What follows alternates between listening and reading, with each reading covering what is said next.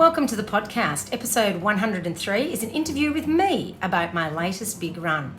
I'm joined by guest hosts Ron Tait and Tracey Davies, both of whom were members of my awesome crew.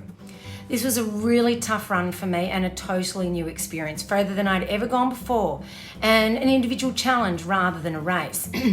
In this episode, we delve into what motivated me to undertake this epic challenge, how I kept going when I wasn't feeling the best at all, and also what it takes to crew someone over such a long time, and it does take a lot.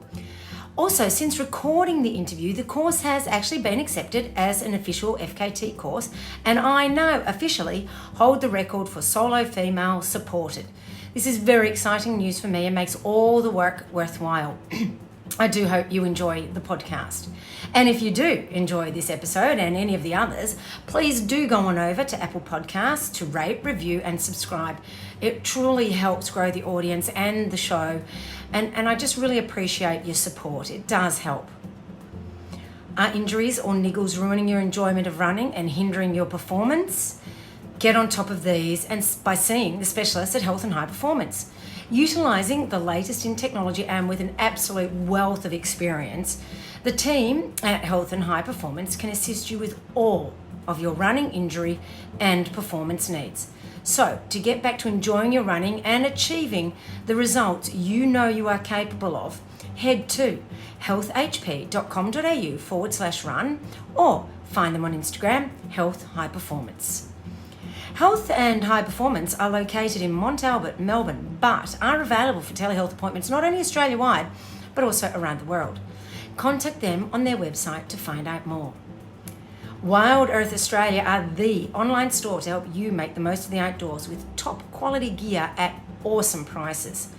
Peak Endurance podcast listeners have the discount code Peak Endurance, all capitals, to enable them to get 10% off at checkout.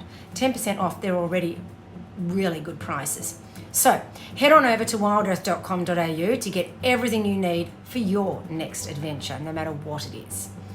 And if you are looking to challenge your limits like I recently just did, you need to have a structured, individualized training to help you get there.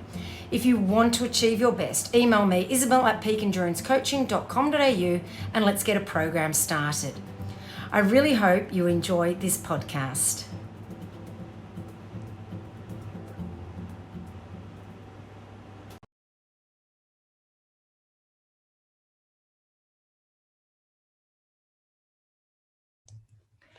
Hello and welcome to the Peak Endurance podcast. Today I have with me two guest hosts. Firstly, I've got Ron. Hello. And I've got Tracey. Hello. And Ron and Tracey were part of my super crew that I had helping me on my 7 Peaks run. And so we thought they could come along and interview me rather than me just talking about how the run went. And they could ask some questions, some insightful questions to find out what went down. Of course, they know most of it, but yes. Yes, so we know the answers before we ask them, but we'll ask them anyway. Yeah, all righty. So what's first up? So firstly, hello and welcome to your podcast. Thank you. Okay, and congratulations on completing what was an epic challenge. It was a big challenge, that's for sure. Yes. So first of all, why don't you tell us a little bit about why you decided to take on this challenge? Okay, so I always wanted to do some sort of FKT, and I had a look through the Victorian FKTs at the time, and most of them were sort of more flattish. In fact, pretty much all of them. Towards the end, when I was looking, there was one that was hillier that was put in, but certainly at the time when I looked, all of them were held by men. Not that there's anything wrong with that. I just felt that there was a place for a woman to run an FKT somewhere along the line. And there's been since a couple done, but they're women in teams with men. Once again, nothing wrong with that. I just wanted to do it as a solo female to show that women can do tough courses, which is why I got you, Ron, to design this really tough course as opposed to just on a flatter one on a rail trail or something. my strength lies in the mountains. So, of course, I wanted to create something that played to my strengths. But even though it's my strength, I still find them really, really tough because they just inherently are. So I wanted a really tough course, mountainous course, that showcased the beauty of the Victorian High Country, whilst also doing it as a solo female, to show that women can do really tough things. Plus, a lot of those FKTs that we looked at were a little bit shorter as well. Yes, yeah, that's a good point. They were certainly shorter. I know there are longer ones, perhaps in other states, but also we were thinking also that with so many border lockdowns happening all the time, that it was probably a good idea to stick to Victoria. Not that that would mean anything because, even Melbourne can get locked down, Yes. but, it was definitely outside our 5K zone. It was definitely just a bit. I think the Strava police would have been on that pretty quick. So, I mean, even right up until just before we did the event, I was nervous the whole time that there would be a lockdown. Thankfully, there wasn't, and it all got to go ahead, and we could go out of our 5K zone quite legally. And so what actually were the official facts and figures of the run? Okay, so it was I did it again. 291 kilometres and 0.02 and 11,900 and something metres elevation, so 12,000 metres elevation pretty much. And it took me 67 hours, 22 minutes and 12 seconds, which included, breaks and sleep time and all that sort of stuff. Wow. So you have actually officially ran right through 2 nights. 2 nights, which I've never done 2 full nights. I've done 1.5 nights with GSER, and at the time that was the longest I'd ever gone, and I was pretty stoked with that.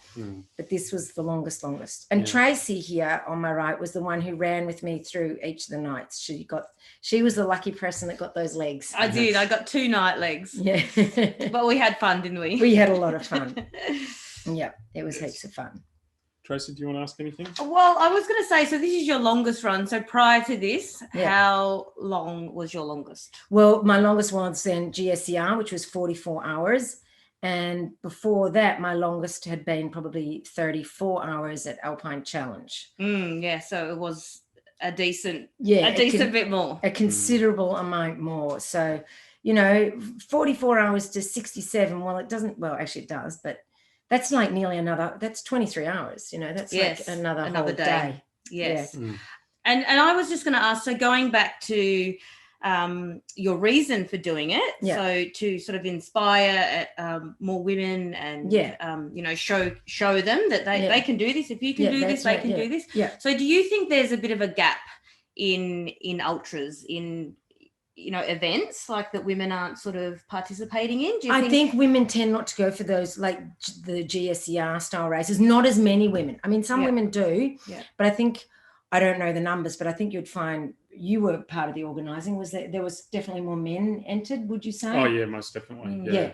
There was, well, at a guess, I would say it was probably 80-20. Oh, wow. So it's... So it's a big difference. And I think many women may think that they are not capable of doing that when in actual fact they are, whereas men are more likely to think that they're capable of it, and they are too, obviously. Yes. But I think women underestimate themselves, and that's what I'm trying to let them see, that in reality, like, I know mountains are my forte and I've been in the mountains since a child, but there is no reason any woman cannot do what I have done. Like, I am not anything special per se. It's just I've put in a lot of training. So that is what's got me there. And what was your training like in the months leading up to? Yeah. Well, I mean, I'm still experiencing nerve damage in my left foot from a GSER, and I've had...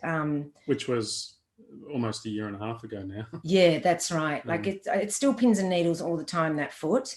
And basically after GSER, I couldn't walk properly. So I had to retrain my brain to make it walk, and then I had to retrain my brain to make it run, because I felt it was like a neural connection that wasn't working.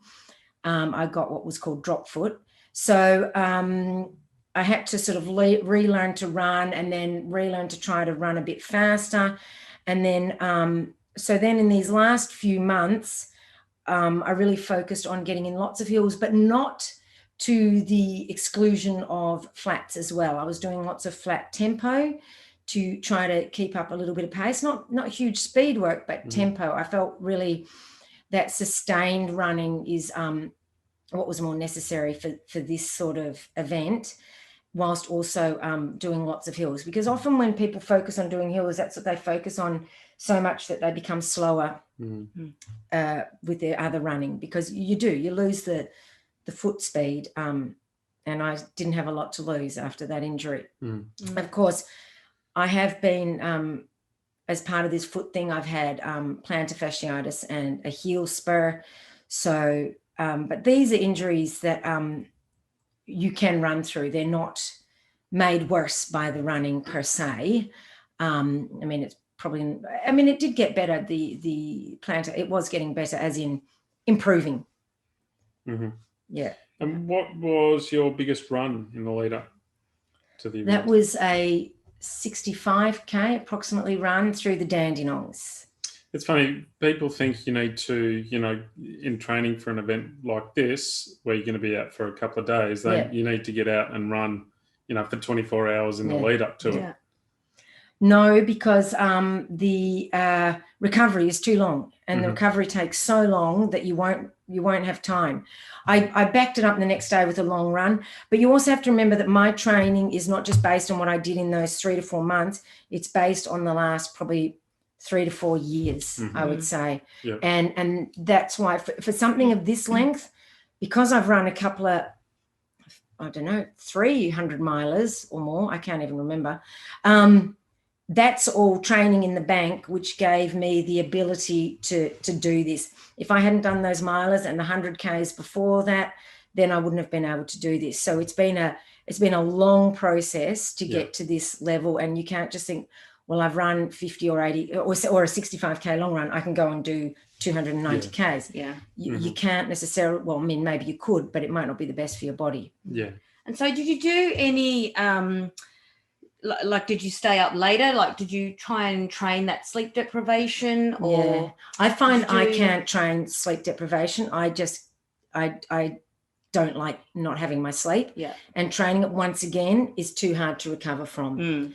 And I know some people say that you can train it and they might be able to, but for myself, I've done previously, probably a couple of years ago, I was doing some night runs and all that sort of stuff, and it would just wreck me for a couple of weeks, and I wouldn't be able to train properly. So it was pointless. That's right. And recovery is key. Yeah, recovery is key in planning for something like this. And if I'm so tired that I can't train, then think of all that training that I'm losing. Yes. So any benefit I might have got from the night run is lost. Yes, that's right. Yeah. So, and someone asked me, I can't remember who now, if I did much night running to practice for this event. We did one night run. But once again, I've got years and years of night running under my belt, and it's just second nature to me. Like it doesn't bother me, and it's something I'm quite used to. So once again, I probably didn't need to train as much as someone who hasn't had as long as me. Well, I didn't do any night running. No, that's right. Training, they were my first 2 nights. As long as you've got a decent head torch. Yeah. And you're used to running off-road on trails. Right. You're used to that sort of uneven footing. Yeah. It was fine. You don't really need to train for it per se, do you? Yeah. But true. But the depth perception is a bit different. Did you find that? I did on the second section, because it was quite rugged underfoot. So there was a lot of judging holes and the size of rocks was you're right. It was quite tricky, but we didn't have any issues. No. The only person who slid was me. I didn't fall over. I slid. It was a graceful slide. Very graceful. Well, what about mental preparation, Isobel? Did you Did you think about that? Did that sort of factor in? Or I was really concerned about having a why, and I spoke about that a lot with Ron because I kept saying to him, I've got to have such a good why, because if I get to a point where I want to pull out, you know, which I actually never ended up getting to, so that was a relief. I really need a strong why to keep me going. Yeah. But the why that I had of showing, you know, and inspiring women to give something really tough a crack was enough for me. And the mental strength part of it, I didn't actually need it this time. I think maybe I was less nervous because it wasn't a race and it was something that I chose to do and that Ron and I planned, and it was more a self thing. But I did feel not pressure, but maybe obligation to finish it because of the number of people that were helping. And that helped as well. Like that wasn't a bad, that's why I didn't want to call it pressure. It was positive obligation to show that them, all those people helping me, them taking the time out of their lives to help me was worth it. Yeah. Well, that leads us into the next question I have is, who exactly did you have helping you? Well, obviously you, Ron. Obviously. And you, Tracey. Yes. So Ron and Tracey were there from start to finish. So Tracey, Ron, obviously you drove the camp van. Ron was head crew support. That's right, yes. Yeah. And was there giving me food and that sort of stuff. And Tracey was helping with all of that and helping with general logistics, but you also ran 2 legs with me. Yep. And then I had Kai Bretts, who ran the first 2 legs with me, and we got the first 3 peaks together. Then Tracey and I ran together and we did Feathertop and down into Harrietville. Then Scott Beams, who I had never met before, but I put out a call on Facebook for some helpers and he was one of the people and he was awesome. And it's so much fun to meet new people. We ran together walked to Urban. Then from Urban picnic area, Zoe O'Meara did to the Horn and back with me, which was basically all day. It was 45, 46 Ks, I can't remember. Then from there, Danielle Graves ran with me to Scotchman's Creek, and then you ran with me again to Abbey Yard. Yeah. And then from Abbey Yard, I had Simon Wright helping, who was another person who came on board after the Facebook call and who hadn't met before. And then Ron ran the last leg with me. But of course, I had other people. Stephen Smith was there helping with massage and taping my sore foot, which he did a brilliant job of. And just sort of... And also was an incredible help with logistics as well. Yes. Yeah, a big help with logistics because we had to... The camper van couldn't get to certain spots, but his car could, and we had to do a lot of car swapping. Right. We, as in you, not me, obviously. And there was a lot of behind-the-scenes logistics going on so that I would just arrive and you guys would be there. And it took... like if you had done it on your own, it would have been impossible for you to meet me at all those different places. Yeah. And then, of course, Danielle's husband, Chris, came and her daughter, Amelia, and they helped too. So, like, Chris had a really good four-wheel drive and really all set up for proper four-wheel driving. So he was able to help through the Scotchman's Creek section and Cobbler Lake because the van definitely couldn't get into there. And Stephen was needed to help ferry you to and fro, which kind of didn't happen. So Chris, Danielle and Amelia were awesome for their help through there as well. So everyone put in a lot of work and effort and you know, everyone was tired because it was, you know, nobody really got any sleep. It wasn't just me not sleeping. It was, you know, everybody. And I've always said that crewing is just as tough a job as the running. Yeah, sure, you're not doing the physical running, but that mental logistics is really tiring. At least all I had to do was focus on running. Like I didn't have to think about anything else. That's true. You know, I find the mental stuff is really exhausting as well. And what sort of time was the planning, like the behind the scenes planning? Like sort of how long did that take the two of you to map out and think about? And what do you reckon, about 6 months? Yeah, we've probably been working on it for a good 6 months. Yeah, probably towards the end of last year where we started to think about... Well, we started to realise that Barclay, I probably wouldn't get to go to Barclay because of travel. Yes. And so we started planning this just in case. So I had something to do that was tough if I couldn't get to Barclay and that would actually be good Barclay training. And this definitely was. Yeah.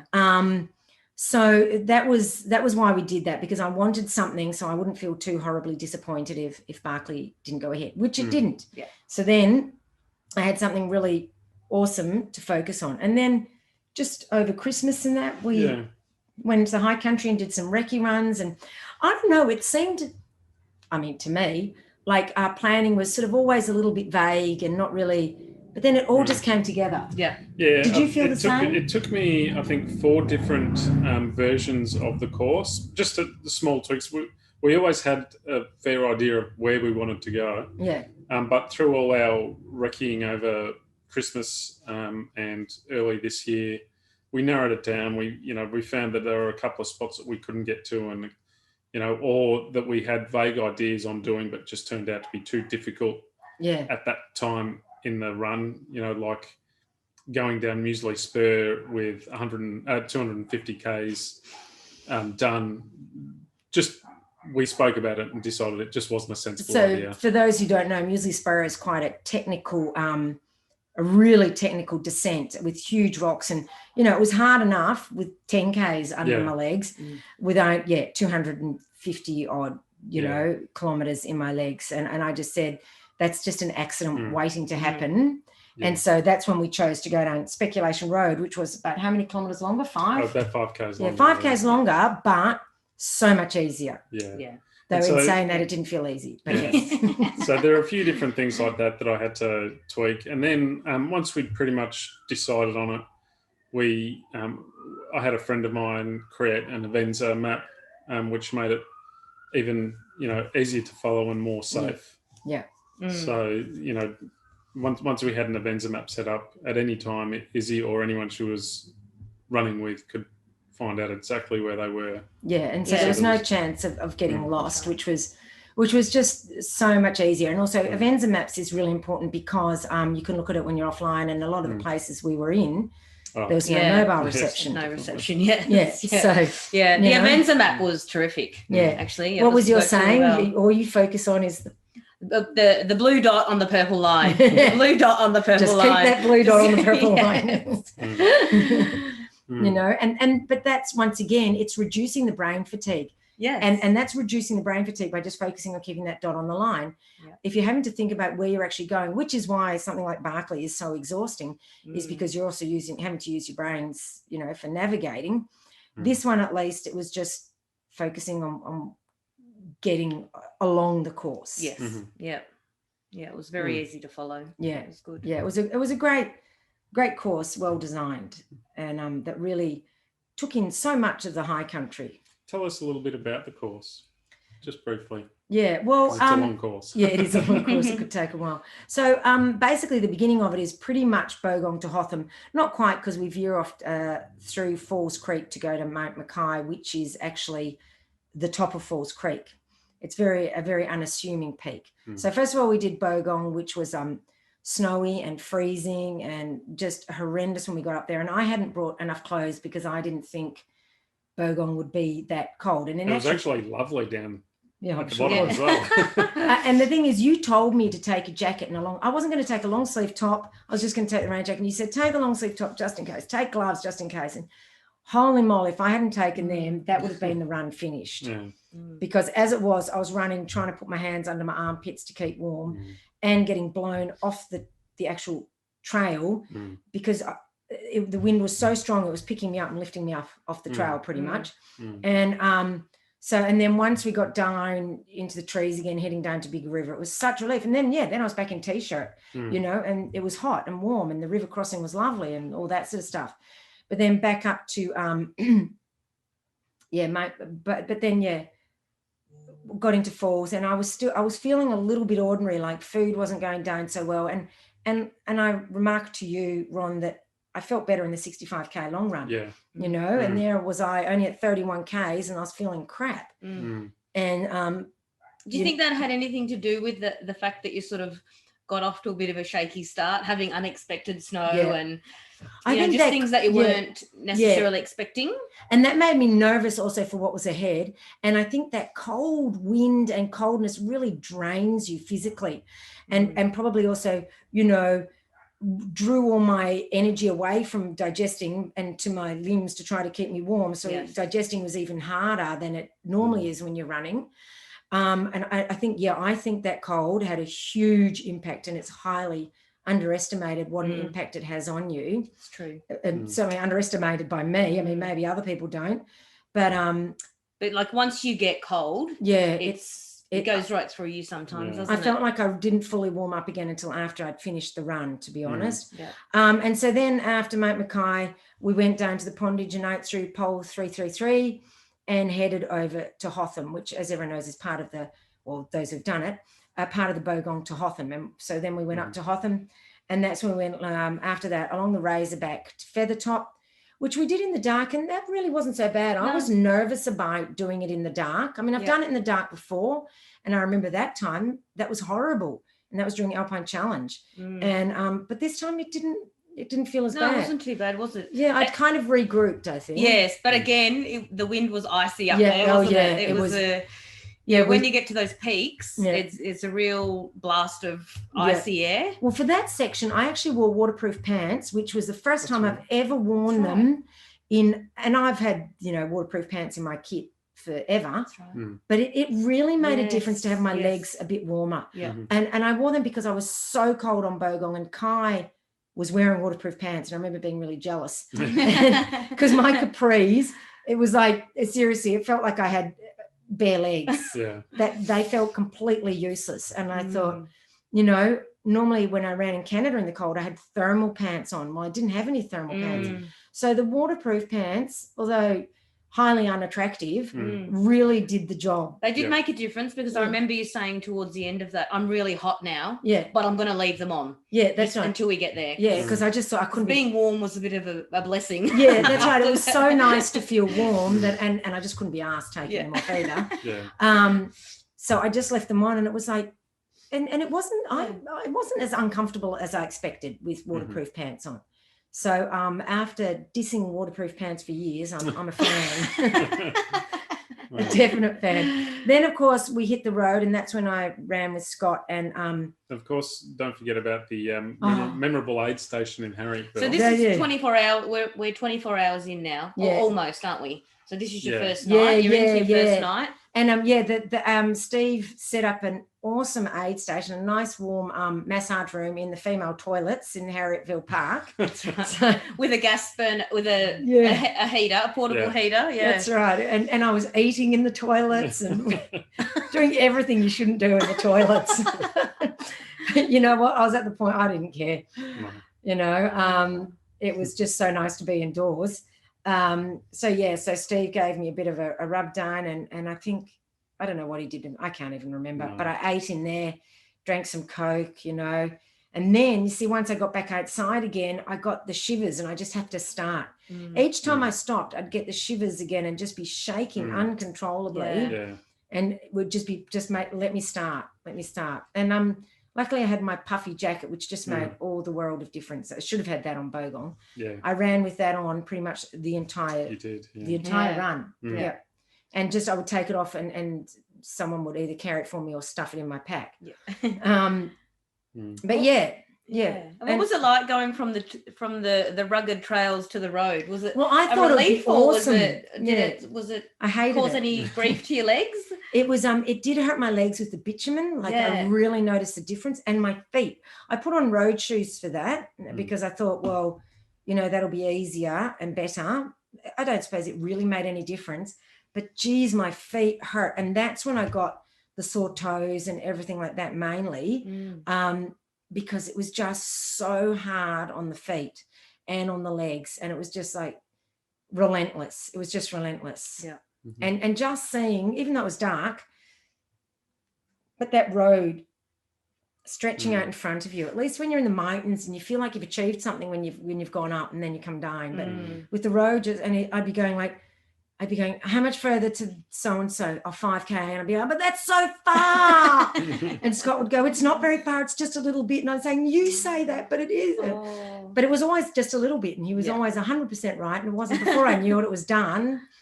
And, it was just amazing how quick it went. And was it a bit more open then? Like, did the wind... No, luckily there wasn't too much wind because I guess we were down in the valley, but it was probably, and it wasn't even that cold. Like it was the middle of the night, but often I was running just in a t-shirt. But it would be like as soon as I take my jacket off and I'd run for 2K and then it would get hit a cold patch again, jacket back on. It was like on, off, on, off, on, off. But that was fine, you know, and and it was different and it was weird running through the township of Bright in the middle of the night with everything closed. It was what, 2 or 3 in the morning. And it was just super weird. And then of course, you know, we headed up through the Porapunka after the Porapunka roundabout and headed up, and there was a bit of a climb on the road and I used my poles for that. But then I was really starting to get quite wonky and tired and just exhausted. So you hadn't had a nap at all? So that was 24 hours in?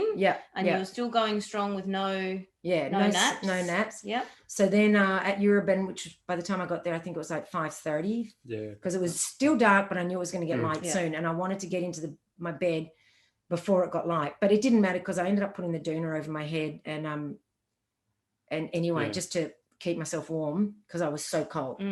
So how long did you Well, I said wake me up 30 to 40 minutes. Yeah. I lay down and you came in 45 minutes later. Yeah. So I don't know. I wouldn't say I slept for 45 minutes because I didn't go to sleep straight away. Yeah.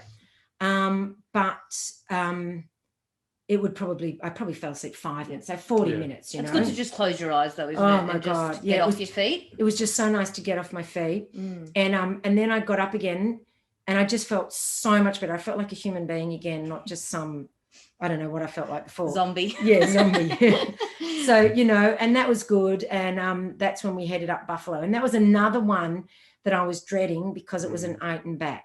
Yeah. And I was just thinking, out and backs always feel so pointless. Like, you know, like you're having to go back over the course you've already covered and that seems like you're giving up those kilometers. It's a long out and or you know exactly every single step because you've just done it. You know that corner, you know that hill, you know that. But in saying that, also because I knew it and I've done it a few times in Buffalo Stampede, it was good because I'd go, oh, I'm here now, and I'm nearly there. So it once again, like I thought Feathertop was going to be bad and it wasn't. I thought Buffalo was going to be bad and it wasn't. It was fine. It was actually really good.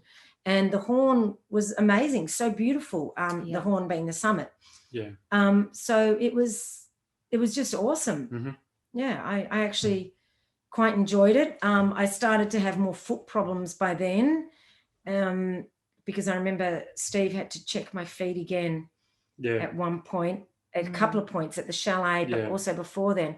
I can't remember specifically what was wrong by then. I think my toes all around. The blister. Was it the blister? Yeah, the blister was blistering under your tape. Yeah, and also the toenails, the bedding around my toenails was starting to go funky because remember we put little I've got little rubberized toe sleeves. That's the word. Yeah. To put over my long second toe, which I did, but it still just kept getting worse. It's just, you know, there's only so much a toe sleeve can do, and you know, that kind of pounding. There's only so many Ks your toes can take before they say they've had enough. Exactly. So got down to Urban again, and that was awesome.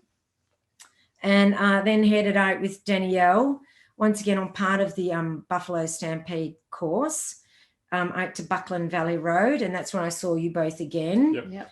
And so this was another road section. Yeah. And that was bitumen, and then it turned to dirt. And once it was dirt, it was so much nicer. We were just like, when is it dirt? And it was finally dirt, which was nice. It's interesting that you notice the difference between those two. Yeah, it's amazing. You know? When your legs are fatigued, it really is noticeable, the difference between bitumen or concrete. I mean, I'm sure concrete, which is so unforgiving. Yeah. And bitumen's slightly better, but you know, not a lot. Yeah. But it was a section where, you know, we had the high vis jackets on again and that. So just letting everyone know that we did all the right things when we're on the roads. We had high vis jackets. We ran facing the traffic. I had flashing light on the back of my head as well as, you know, a head torch. And we really made sure that we were safe. Like you can't just run on these roads without doing the right things. Especially this road seemed to have a lot of traffic moving quickly. Yes. And it was at it had just past dark, so it was, I guess. And it was Saturday night. 7 o'clock at night. It was. Yeah, 7 o'clock at night. Yeah.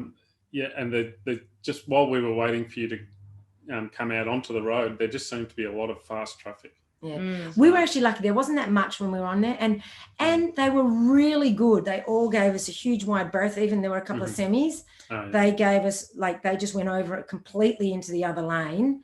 So everyone was really awesome out there on the roads, and it was really appreciated.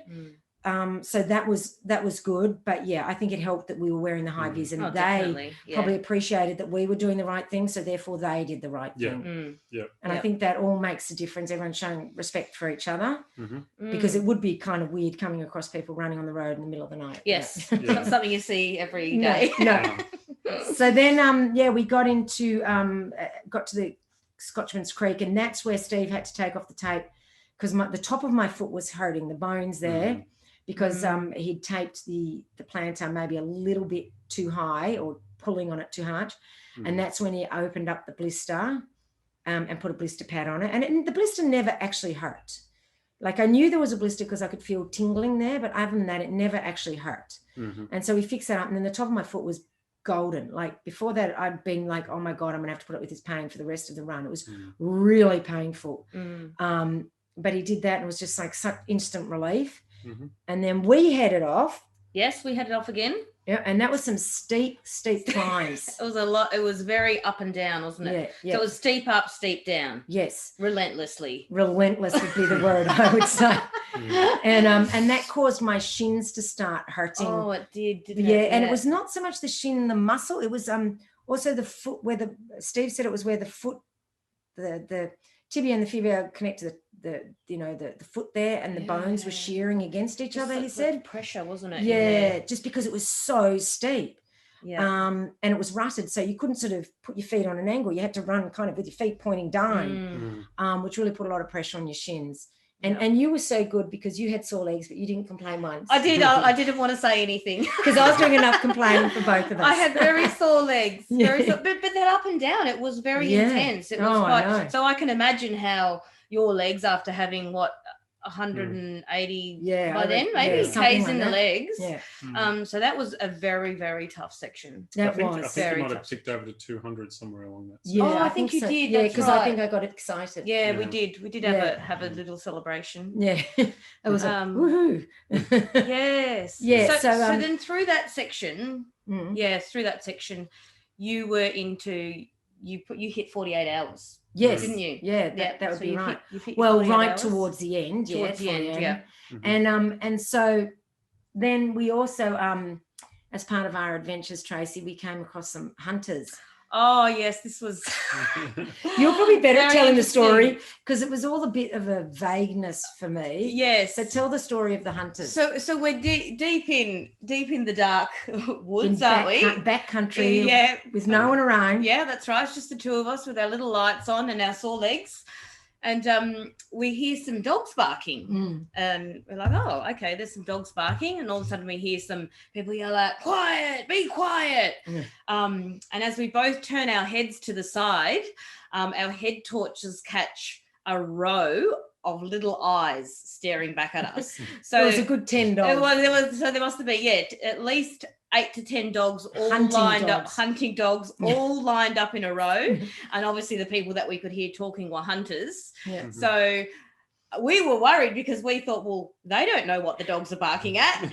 Hopefully they don't let them loose to find out. So just we started running like the wind. We did, in our own way. Yeah. We put the there was no one to see us, so we were running like Kenyans over there. That's right. We didn't want to get tangled up in any hunting expeditions. No. And interestingly, the next day it was on the news that a hunter got shot and killed in that area on that very day. So yes, so we were, it was a good surreal moment. Yes. All part of the adventure. And it was, because I think I remember saying to you at the time, this will make a good story. Yeah, that's right. That's right. And it does. It's all those weird and wacky moments that do make the good story. It's like when so Steve was also out there. He was leapfrogging us for safety in his truck, which was really awesome. So he was a few kilometres ahead. So, but this section ends with a river crossing, and Chris was meant to be there with some spare shoes because I didn't want to get my last pair of good shoes wet. But he was out picking up Simon, and it had taken longer than he expected. So luckily Steve was there, but Steve didn't have my running shoes, obviously. So he had a spare pair of hiking boots in his car, obviously designed for Steve, not for me. So they're like 20 sizes too big. So I put them on, these 20 sizes too big hiking boots, and waded through the river in the dark, and easily taking the deepest route possible.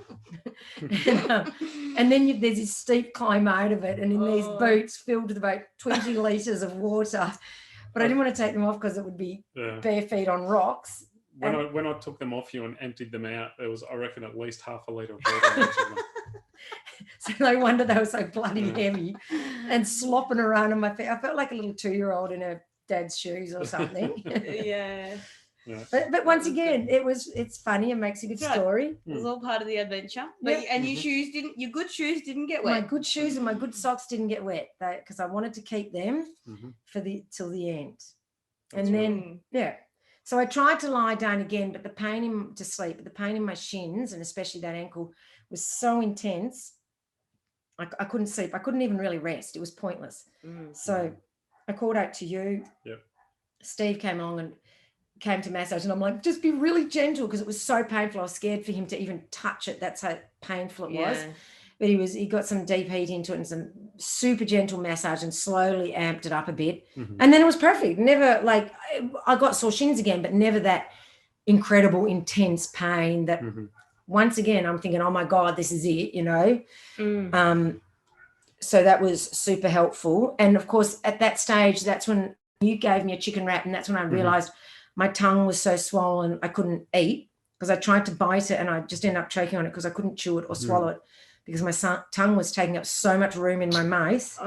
I couldn't fit food, and I couldn't chew because I'd end up biting my tongue. So you made more porridge for me with peanut butter and maple syrup, and you fed it to me. I did. I spoon fed it to you as we were going like along. a baby. Yeah. So on the food, maybe just tell all of us. I know we know, but so you've done 48 hours up to this point. What food were you eating? Well, because I was working and not working. Yeah, because I was feeling nauseous from early on, I found I couldn't eat all the bars and the other things that I had. They'd been going down well, and I've been using them in training, but suddenly I just couldn't use any of it. And so I was just mainly at the aid stations eating real food, just a whole heap, as much as, and that would kind of keep me full for an hour and a half. And then so you're having lots of oats, weren't you? Lots of porridge, and I would have paper cups and take it with me and eat that. So that was full of not just porridge, but you know, peanut butter, which is protein, good fats, and some maple syrup, because I can't have the honey because of the fructose. It's high fructose. And just mixed with water, not milk, because, you know, milk makes you a bit sick. And so that was the best food ever. It really saw me through. Once again, I've never had that in a run before, and I know they say don't try anything you haven't tried before, but we were at the point we had You're at the point where you'd run out of trying everything. And then like at the bottom of Urban, as you will all remember, I found a roast chicken that I had bought in Mansfield and just left sitting on the bench, which I'm sure waiting to chop up into. So it was still warm and oh my God, if I could have put my head in that bag, I would have. It was so good. Like it's funny how food can just taste so bloody good. All I knew was I was craving protein, and you were like, "What do you want to eat?" And I'm like, "Nothing. I don't want to." And then I saw that chicken, and you know, I'd have probably murdered you if you tried to get in the way of me and that chicken. So but that's your body telling you what you need, isn't it? And you just got to go with it. You've got to go with it. Obviously, it had told you earlier what it didn't want, and now it's telling you what it did want. And I wanted protein, and oh my God, that went down so well. So I had that, and then I was able to stomach more porridge. So you know, so that was great. You know, once again, protein, fats. You know, and then the porridge, carbs. So, I think when you do these long distances, you've got to have protein of some description and you've got to have fats. Yeah. Your body really needs fats as well. Like we all think carbs, but all the other stuff is super important too. But then once my tongue got that bad, then and on the Scotchman's Creek track, you went into the Thai restaurant and you got me Hokkien noodles and that's right. Yep. And I had that in Ziploc bags. Some noodles and fried rice. Yeah. In Ziploc bags stuffed into your pack. That's right. That exploded. You smelled like a Thai restaurant. I did. Right. That's probably what the dogs were barking at. They could smell us. No, coming to marvel. Me. Oh, they could smell me. You were safe. All I had to do was run faster than you. Exactly right. Which wouldn't have been hard. So I would just get the Ziploc bag, open it, and just once again stuff my face in it because I lost all human civilized whatever by that stage. I was just like an animal, and just stuffing my head in with noodles hanging out my mouth, and it was just disgusting. And so you had to start the next section with me because Chris still hadn't managed to get Simon back yet because the roads were so much worse than he expected, so it took him longer. That's right. So I'd gone across the creek in my shoes because I didn't care because I was finishing. That's right. And then I got to the other end and then went again.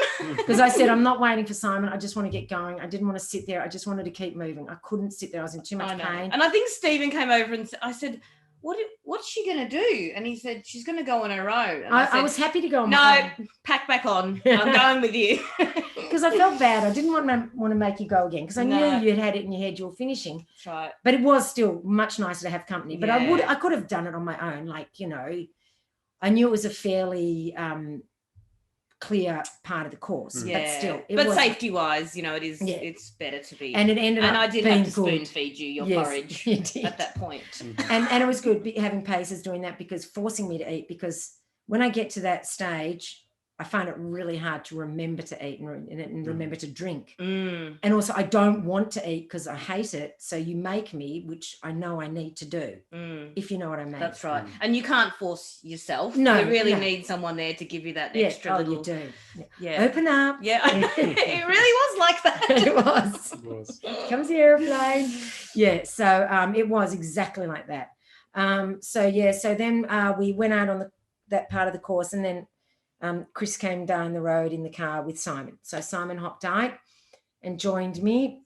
Yeah. And we got through to Cobbler Lake, and that was all good. And everything was tracking along. I mean, I was tired, but I was still doing okay. But then that's when the lack of sleep hit me, and I had a bit of suddenly 1 second I was all right. The next second I had to stop, and I had to shake my head because something felt weird, and it felt like I'd left my body and I was a little bit behind me. And that I wasn't really controlling my body. My body was just doing stuff, and everything sounded far away. My own voice sounded far away. Simon sounded far away. It was just the most weird experience, and it really was quite unsettling and scary. I mean, Simon kept reminding me to eat and to drink and all that sort of stuff, which I was struggling with because of my mouth, and my lips were all cracked. And so I couldn't even open my mouth very wide because they were so cracked. And so how did you deal with that, like that feeling out of body? And I just sort of not really understand. I mean, you would have understood what was happening because I did, but I was also really scared, thinking that it wouldn't go away. And I know that sounds dumb, but I've got tinnitus, and I used to not have tinnitus, and it suddenly came on and it never went away. So in my mind, this was a similar sort of thing. Yes. Like, what if this comes on? I've done this to myself, and now it's not going to go away. And you've already mentioned the nerve damage in your foot too. That's right. So you just don't know what your body can handle. Yeah, you're at a point that's the furthest you've done, isn't it? Furthest at this point. Yeah, furthest in time. You're in unknown territory. Yeah, and I didn't know. Am I damaging my body? Am I doing something to myself that? There's no coming out of, like the nerve damage, like the tinnitus, Yeah. So I was really scared. So all I wanted to do was get to King Hut where Ron was and just see Ron, like, because you could magically fix everything, obviously. Which I did it as well. Yeah. I mean, and Simon was saying to me, it's just a sleep deprivation, you'll be okay. But Simon was great and fantastic, but I needed someone I knew, if you know what I mean, as dumb as that sounds. But he was awesome during that stage because he really kept me on an even keel and was really encouraging and he was really good. Yeah. So it was a really good that I didn't end up doing that on my own. Yes. Because I think if I'd been on my own when that happened, might have had a bit of a breakdown. Not good. Yeah. So it was brilliant that he was there. Yeah. So then I got to King Hut and you made me feel better because you said, no, this is what happens to people. You know, where had you heard that before? I've just been, working on, big runs and also just talking to people who have done it where they've, gone through the sleep deprivation, the hallucinations. Yeah. I've never heard of it, being lasting, So. And look, intellectually, I knew it probably wasn't, but just because of my previous experiences, I was just scared that I was doing some damage to my body. Yeah. So I lay down because you said get some sleep. I lay down, but the pictures were like snapping in my head, all these really vivid pictures of I don't even know what, I can't remember, just weird random things of people though, of people I don't know. And so I couldn't sleep, but it did reset my brain. And I still had that spaced out hearing, but it was slowly getting better. Like by the time I finished, it was pretty much gone, even though I hadn't gotten any sleep. But that reset my brain and helped me to get through that. And then we headed off again. I think that was only, a 10 or 15 minute lie down as well. Yeah, it was only about 10 minutes. Yeah. That's what I thought it was, only about 10 minutes. But it was enough, and I just needed to lie down. And I knew that's what I needed. And it just reset my brain. And I think sometimes that's why we need sleep, is because the brain gets so overloaded. Overstimulated. Yeah, overstimulated. Yeah. And it just needs nothing. And although my brain was sending pictures, it didn't have to work at least, keeping me upright, keeping me going, keep pushing. So it was good. And then we had another creek crossing, but I just sucked it up and got my good shoes wet. Oh, you did after all that. But I knew I only had about 25k to go. Yeah. All uphill pretty much. Yeah, two mountains in that last 25k. That's right. But it was also like, this is the end, coming up to the end. And it's funny because at King Hut, I didn't want to keep going. I really didn't want to, but I didn't want to stop either. So it was just like, I lay there for 10 minutes. It's just like, I just want to go. I don't want to sit and relax and feel better. I just want to get this over and done with, and let's just do it, because sitting here just prolongs the inevitable.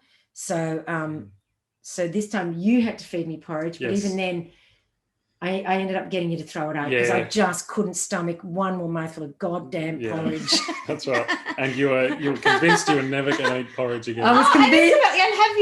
And have you gone back to your porridge? And my peanut butter too. Oh, you have? Well, then that hasn't spoilt it then. No. I thought, because I do have a peanut butter addiction, I ate a good whole jar of peanut butter in that 67 hours, the 100% peanut butter, plus some more of the other peanut butter that we started, plus some of Danielle's peanut butter. It's a shit ton of peanut butter.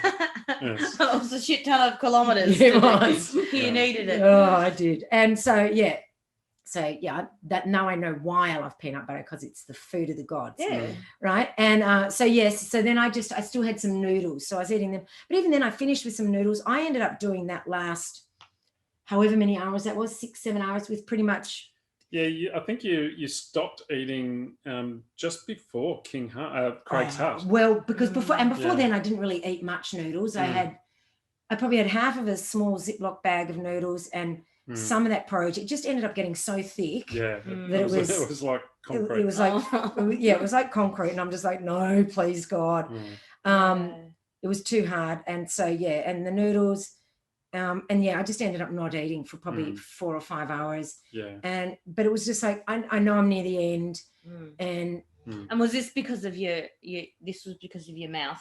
My mouth, and also my mouth, because my stomach was hungry. I was actually hungry, and I wanted food, but oh my God, eating was so incredibly painful. Even drinking was painful, and trying to swallow, to drink, I'd have to suck it and then throw my head back to try and get the water down past that huge lump in my mouth. It was you my just tongue. had no power if you can't use your tongue. And and I had to do this weird cough all the time because normally you swallow all the time without knowing it, but I couldn't swallow, so the spit was pooling in the back of my throat. So I'd have to do this cough to actually push the spit down my throat because I couldn't swallow. I actually had lost the ability to swallow. And even once I was in bed at night, I couldn't swallow. And at one point I choked. I remember I was lying there and I started choking on my own spit because I couldn't swallow because of my tongue. So, which scared me too. And so this is something that hasn't happened. Never had the before. swollen tongue. And I don't know if that's to do with the amount of time I was out there or what it was. Like, I truly don't know what caused that because I wasn't dehydrated. Like, were you talking too much? No. That's what Ron says, but I also think because I got a bit of asthma with the cold air and all that, I think it was the coughing, a lot of coughing, which is why I lost my voice as well. So I lost my voice, my tongue was swollen. It was just it just took a toll. It took a toll, it took a you toll. know? Yeah. And I mean, I didn't get my voice back properly until Wednesday. Wednesday or Thursday? Wow. Wednesday, no, actually Thursday. Yeah, Wednesday it still wasn't fully back. Yeah. So I would say Thursday. Yeah. Yeah. So then we just and the climb up to Stirling, once you've done Craig's Hut and then you go down a bit, and then this climb up to Stirling, that's relentless as well, isn't it? And I just had to focus on, because if I'd looked up, you know, admittedly it was dark, but just seeing the hill after hill and thinking, oh my God, when does it end? So I chose not to just invest in that thought of, oh my God, this is never ending. And I just looked at the ground in front of me and just went 1 foot, 1 foot. Like I was actually thinking those words, 1 foot, 1 foot. And then I'd hit a little peak and I'd be like, oh my God. And I'd really talk myself up. Oh, that's so awesome. You've done so well. This is all in my head. You were so awesome. You got to that. And I was actually feeling really happy and positive. And when you focus on that flat piece of ground in front of you, it is flat. And you don't even realize how much you're climbing because that piece of ground in front of you is flat. And I was taking these weird little steps and I don't know what it seemed like to you, but I felt really good about it. And instead of trying to push and take big steps and push through the hill and master the hill, I just sort of became one with it, which sounds wanky, but do you know what I mean? I'd stopped fighting the hill. Yeah. And oh my God, it made it so much easier. Didn't make it necessarily faster. It just made it so much easier. But in many respects, I think it did make it faster because as I recall on GSER, there was these last hills, the Twins or something. Yep. Yeah, just before Mount Hoffman. Yeah. And I'd been dreading them on the way back. And I remember fighting them and I just had to keep stopping and leaning on my poles and going, and Nikki'd be going, come on. Oh, I'm so excited. And then I'd fight again and then I'd have to stop. This time I didn't stop. I just kept going. So maybe it was faster in all, simply because I didn't have to keep stopping and battling as much. It just felt so much better.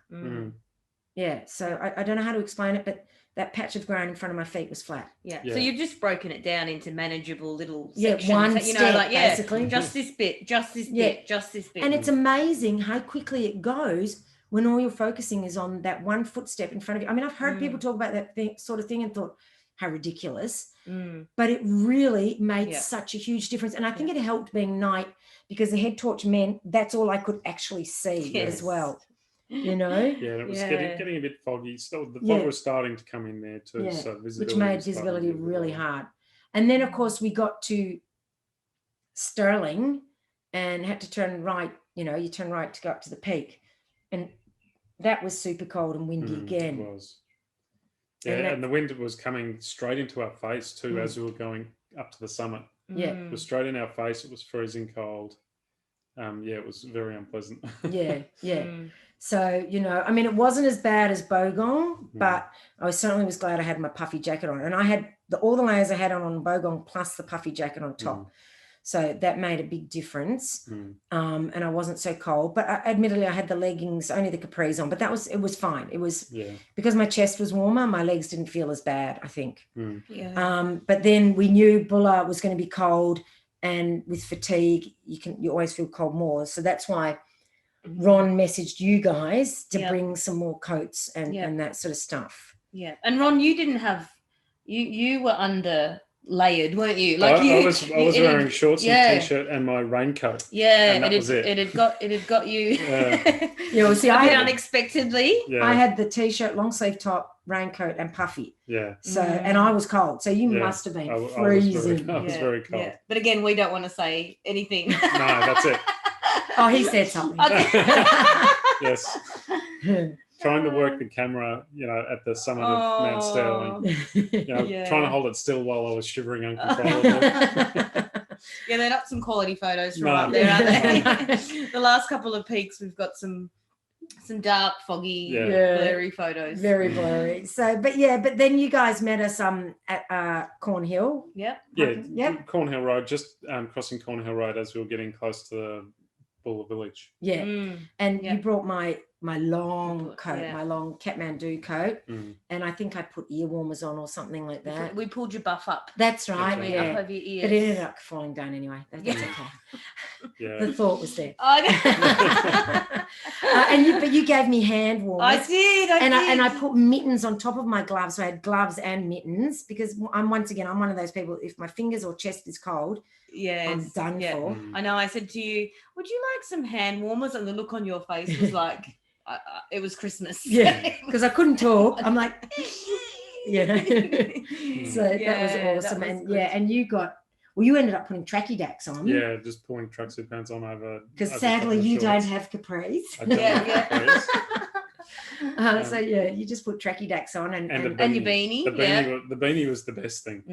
My head and ears were very cold. And did you get an extra layer on top? No, I bought the wrong jacket. Remember? Yeah. Oh, you bought my jacket. No, I bought your new jacket. Yeah, which was not your hoodie, which was not as warm as the hoodie.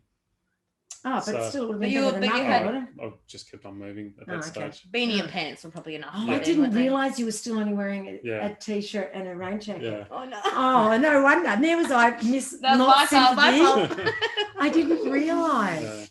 No. Oh God, I feel terrible. No. I was toasty warm because I had all those layers on plus that extra puffy jacket. So you had two puffy jackets on, didn't you? Yeah, I had a t-shirt, long sleeve top, raincoat, puffy jacket, and then your overcoat. Yeah, and then my huge puffy, my yard duty yard duty coat on.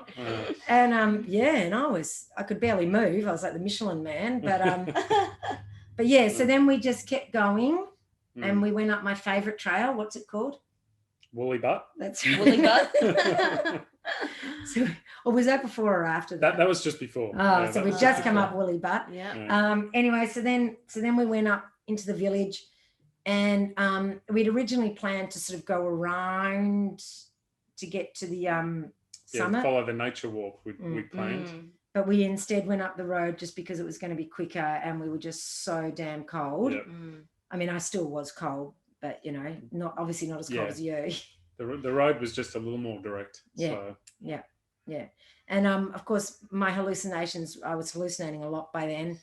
And I could see, on all the stones on the road, different graffiti artistry work. And it was really awesome work and quite amusing, some of it, because I was laughing out loud, as I recall. I mean, you might not have heard me because of the wind, but it was pretty. And I kept wanting to say to you, but just look at it, it's so good. But you swore to God there wasn't anything there. I'm pretty sure there wasn't. Yeah, but it was awesome art, and then we made it. By this time, the fog had really rolled in, so yeah. visibility was down to 5 meters at best. Not even that, I don't reckon. Yeah. And the wind was howling and it was freezing cold. Yeah, and it was what 10:30? 10:30? No, it was about 11 o'clock by this stage. 11, yeah, because we got by the time we got to the car park, it was 11. Yeah, around 11. Yeah, and so then well into your third night now. Oh yeah, and so then from there you've got to climb to the summit from the car park, and that's something I've done a bajillion times before. But honestly, I had no clue where to go because there was no visibility. You could not see the trail at all. Yeah. You just had to, once again, focus on that worn piece of grass in front of you and hope that worn piece kept going and got you to the top. So, so we went up and finally went up the stairs. Once you hit the stairs, you're nearly there. And then we got to the cairn, and then your hands were so cold. I couldn't work the camera to take a photo. It just wasn't working. the camera just wasn't and we're like, working. come on. And then we were starting to get frantic because, we were standing like, still. and I'm like, but you got to get a photo to prove that I was here. He's going, but I can't. So and your phone had gone flat. Yeah, just as we got to the top, I pulled it out and I started to film, and it filmed for like 5 seconds and then died. Yeah. So then he had to work out how to use mine, which you can't do on the best of days, let alone when your hands are frozen. So then, trying to teach you how to use that. It was, once again, makes for a good story. Yeah.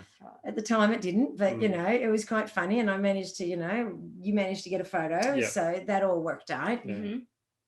And then I had, of course, bloody walk back down back to the down car park stairs. because Ron refused to piggyback me. So rude. I know, right? And I think you met us at the bottom of the stairs, and I promptly fell. Yeah. It wasn't really a fall. It was like a pirouette. It was more of a lean, and then more lean, and then more lean, and then you're on the ground. So it was a very graceful lean. But and it was funny when I did get to the summit and I stopped the watch, it said exactly 291, like not 291.43 or something, but 200, which was good because then I didn't have to do laps. Yeah. Well, we did suggest doing summit, repeats hill until repeats you got to 300. Yeah, imagine that. No thanks. And what was that like then? So you're at the top, you're done, you're finished, you've turned your watch off, and you've got to get back down. It wasn't that bad. It wasn't that bad, okay. No, and you know what? I thought I'd get to the top and I'd be like, woo, yay, this is so awesome, and I'm so happy. But there was kind of none of that feeling. It was just like, oh, okay, I'm done now. All right, go back now. It was very matter of fact, and I think that was more due to the state of my mind rather than of my real feelings. Yeah. Because I was happy, but it was just like, that's all right, just get back down. I think it was my body's way of just looking after me and getting me off there and getting somewhere warm, which was your car. Yes. Yeah. And that did feel good to sit down, I tell you. Yeah, to sit down and know that you didn't have to get up. And exactly. There was no more running. That I could stop now. A couple of weeks. Well, I'm starting to think about running again. Oh, I know, crazy, isn't it? Yeah. So what was the recovery like? Or what were those next few days like? Well, so then Monday we get up and we shuffle around we went and stayed at the Merry Jig Motel, and they are awesome. We've stayed there a couple of times. They are so good. They remembered us. And they set it all up and so that we could stay there and come in late. They delivered food to our room the night before, so it was sitting ready for us, so we only had to warm it up. I woke up pretty early because I was hungry, but of course I still struggled to eat because I couldn't open my mouth, so getting food in, and I couldn't chew, so it kind of made for just a food explosion. As Ron will attest. Trying to feed a baby. Yes. Ron just was in horror when he saw all the food down my front. I can't open my mouth. I'm sure she had as much food on the front of her as she did in and out. Probably. But, so then I woke up, and while you were sleeping, I ate more and cleaned up later. Because I just couldn't sleep because I was so hungry because I'd gone so many hours without eating. Yeah. And then you eventually woke up and we went to the little restaurant they have and had eggs and that because that's a bit easier to eat. And then we drove home, meaning you. I drove home, and I slept.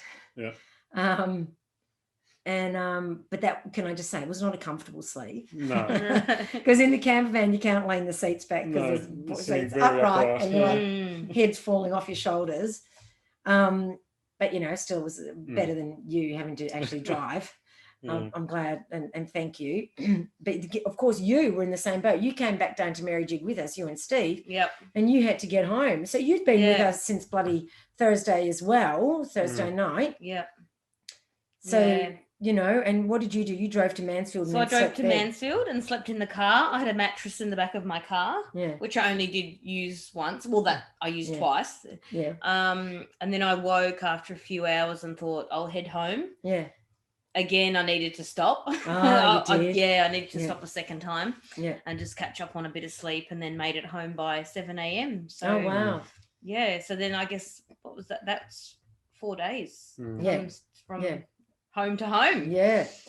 Yeah, also, and I was meant to be working Tuesday night and Wednesday night, and I just said, look, no, because I had no voice and blisters all over my feet, and it's very hard to be a personal trainer when you're like that. I went into work Wednesday morning, which even driving there, I was dizzy. I felt dizzy, and I lasted 2 hours of just standing there like with slack-jawed, and then I said, I've got to go home, and so I went home early, and the dizziness really only went away on Friday, I would say. I started to feel a little bit better and took the dog for a 4K walk. And actually, that's when I thought, I wonder if I could jog. Oh, and but I didn't. And that was when the dog started feeling dizzy. Yeah. Because he doesn't like doing 4-kilometre walks. No, he doesn't like doing a 4-kilometre walk, let alone a jog. So thankfully, I had the dog to keep me sane. So, yes, we did not jog.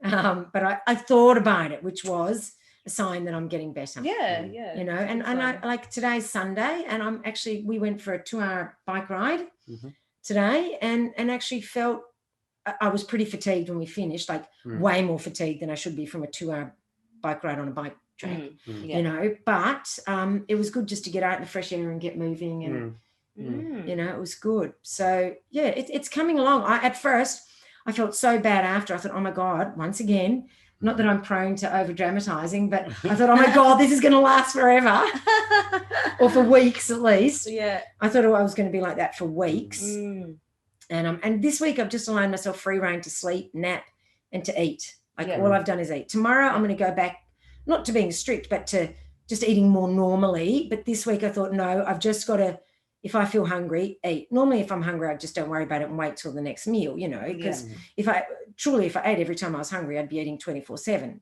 because I just love eating. So this week I allowed myself the luxury of eating more than I probably would.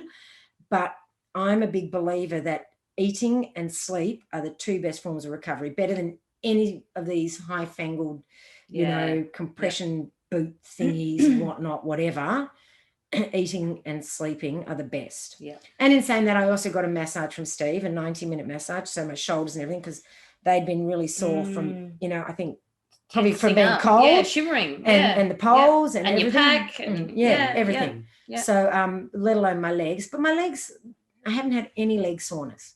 So which I think is a testament to the conditioning I had, and you know, for the last month I was getting weekly massages. I think all of that, and I was doing yoga in the last month as I was reducing the running. I think all of that really helped me, and I did lots of strength work in my build up too.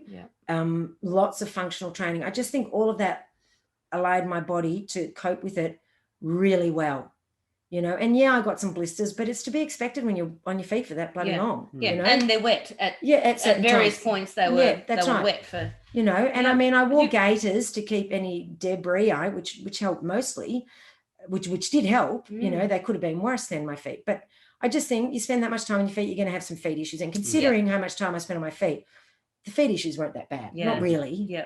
You know. So and how about you guys as crew? How's your recovery been?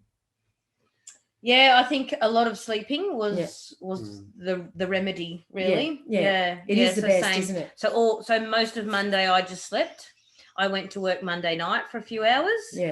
And then Tuesday I'd say was my worst day. Oh, really? Like sort of, I thought, I've had a good sleep. I'm doing okay. But then Tuesday about midday I was and I think I was due to run, and I said to you, I'm having another day off. No, but you told me you were going to have a rest day Tuesday. Before we ramp it up. That's right. But I wanted to have a rest day because I thought I could go and do something, you know, like enjoyable and, you know, get some things done and enjoy just a quiet day. But it was... Sleep. The day was the write-off again. And that's it. It's amazing what a toll just lack of sleep in general has on your body. What about you, Ron? How did your recovery go? I'm fine. I didn't run much this week at all. I pretty much had just a week off exercise. Obviously, I had to go back to work as well. But you went back to work Wednesday? I went back to work Wednesday because on Tuesday we had to clean and return the van. Oh, we as in Ron. Yes. Well, Izzy slept, I cleaned the van. You had to clean out all the leftover oats and peanut butter. That's right. and chicken splatters. Yeah. And so I've felt quite tired, but you know, we've got some good night's sleep, and you know, because I was going to bed let's go to bed at 8 o'clock. Yeah. Oh, yeah. So yeah, now I'm, you know, feeling recovered and ready to get back into it. So. Yeah. Well, you did 15K on Friday, didn't you? Run. Yep. And we didn't do anything yesterday, but you did the bike ride with me today. Yeah. You'll be running again tomorrow, and you know. And I think I did 10K on Thursday. Yeah, so you did. Yeah. Just easing back into it, and no speed work or anything. No. Just, you know, because I think when you're already tired, doing that could, you know, affect you. Yeah. How do you think for you? Because you're only recently into ultras, like you only did the Lumberjack 50 as your first 50K not that long ago. Yeah, just in March. And you did awesome at that. But how did it go from that to doing 2 nights in a row? Well, about I think 23 Ks each time. Yeah, it was 24 and 23. So and that's a decent amount in a weekend. Yeah, and almost equal to my longest. Yeah, that's right. Effort. But what I would say is it goes back to having a why. Like you were saying, what kept you going? So what kept me going was I was there to support you. Yeah. And I wanted to see you achieve that massive goal. And it wasn't about me. So it was just do the job, you know. Yeah. And of course, obviously, several days later I hit the wall, but that was my why. My why was to just keep going, just keep going and do what you needed. And that was a really strong, and you were awesome. That was a really strong why. And you did so well running at night, considering you've never run at night before, and never had to stay up. You're going to do awesome at your first miler or 100K because you're used to that sleep deprivation. Thank you. I think it was once again, it's all training in the bag. That's right. For me, I, you know, of course, you know, I wasn't there for my own gains, but I have. You know, there's nothing gained wrong with a lot out of it. And just seeing you, you know, the way you handled things, and you know, everything didn't go smoothly every step of the way. So just knowing that, and that's what ultras are about, isn't it? Having it's to problem adapt. Solving. So it was amazing to see that, and to see what sort of support you need if you want to do these kind of events. So you two, if you've got any tips for people who are crewing somebody doing something like this, what would be some tips you would give other people? The biggest thing I would say is be adaptable. Because you know, things changed. Things changed on the fly. You know, we had an approximate schedule of where you were going to be at any given time, but of course, you know, that changed as we pretty much knew it would. So just be adaptable. Remember to try and get some sleep. I mean, I didn't get a lot of sleep. I think I got maybe 6 hours for the whole time that you were out there. But and that was in, you know, hour and a half increments. And in the car too, like in the van. So sleep is important. Also, you need to look after yourself as well as your runner. Yes, exactly. But the number one is be adaptable and just, you know, don't get flustered. Just, you know, look for the solution. But also,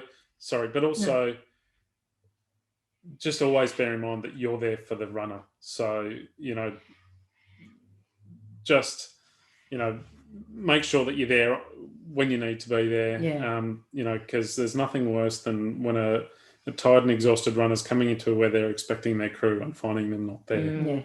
Like if I'd gotten to King Heart and you guys weren't there, I think I'd have had a mental breakdown. Which was a close run thing because you got there 2 hours earlier than you were supposed to. But we got there in time. That's right. What about you? Do you have any tips, Trace? 100% agree. Be adaptable. And just, you have a like plan. You just going, okay, Simon's not here yet, I'll just join you.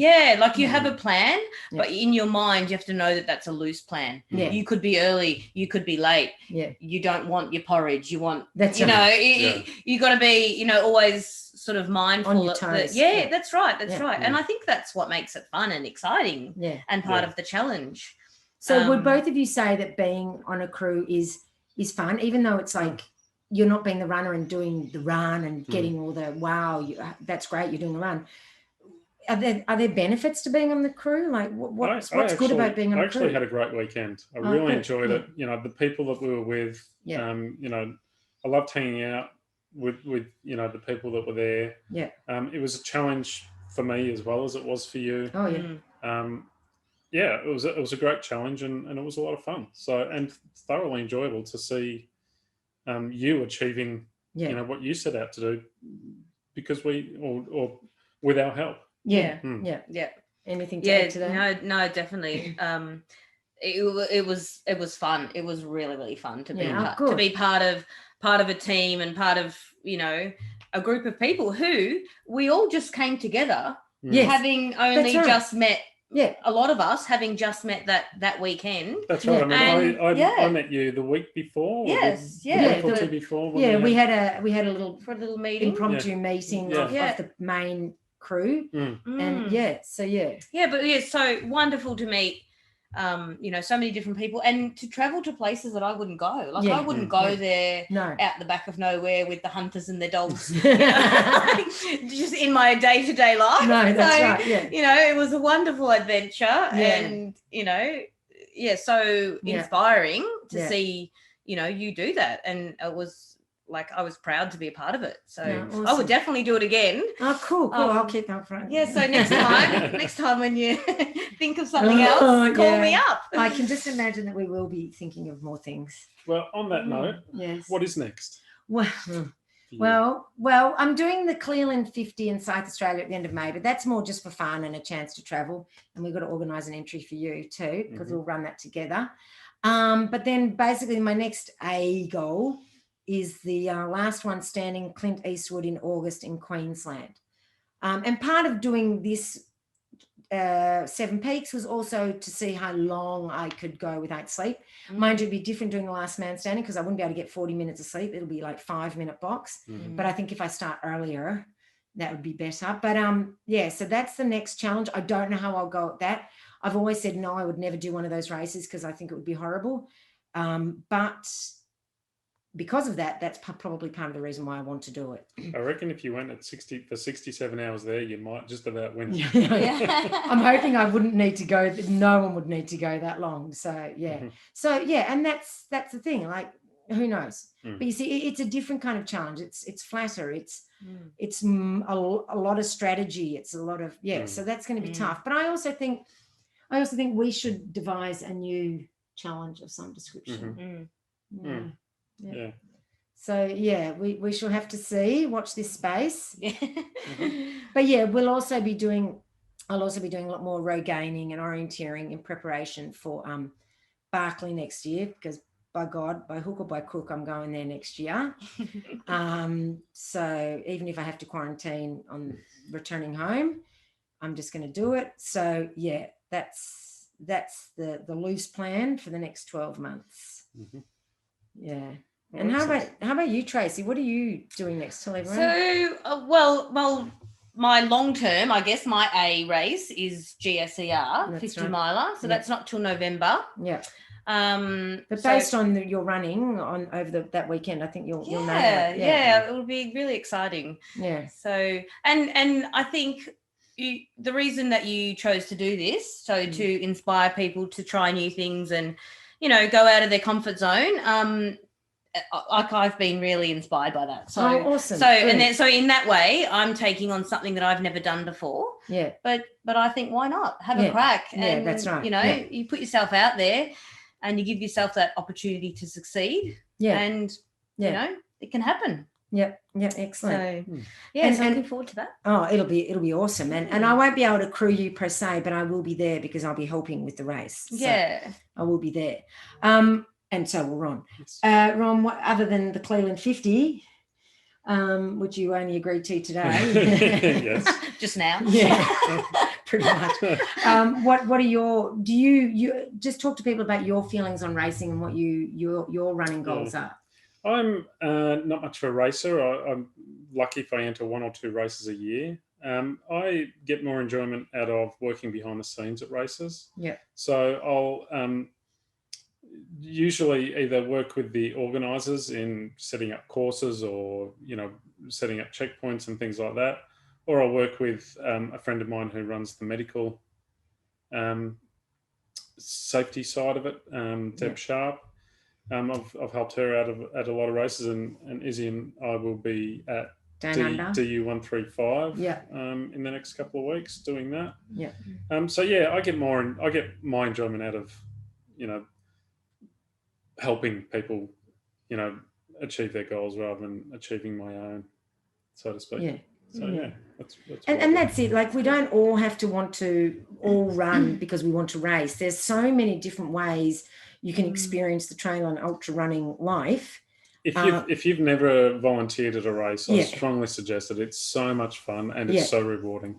And you've already, like, you're only new to ultra and trail running, but you've already volunteered at a race, at Alpine Challenge. And you know, it's a way of giving back to the community, and also you see a whole different side. I think it's really, I mean, I haven't volunteered at a heap, but quite a few, not as much as you, Ron, but I've done a few, and it just is, it's different, and it's really rewarding, but in a different way. Yeah, it really is. Yeah. So get on it, everybody. Yeah. And we need the volunteers. Ultimately, we can't have these races without the volunteers. That's right. So, and it's a good way if someone's sort of thinking, I'd like to get into ultras, or I'd like to do 100K, or, you know, maybe go and volunteer and see it from that perspective and be involved in that way. And then you can see what's involved. You can see how it runs and see what's necessary to get through it. That's right. Yeah. So I think, that's super important. That's right. And if that doesn't scare you off, then go and do it. Yeah, exactly. So true. So maybe don't. No. All right. Well, thank you, Ron and Tracey, for joining me today and interviewing me on the podcast. I hope everyone's enjoyed the chat. And if you have any more questions, you know, that maybe we didn't think of, feel free to message me and I can attempt to answer them at some point. So thank you. Thank you. Thanks for having us. And goodbye. Goodbye, everyone.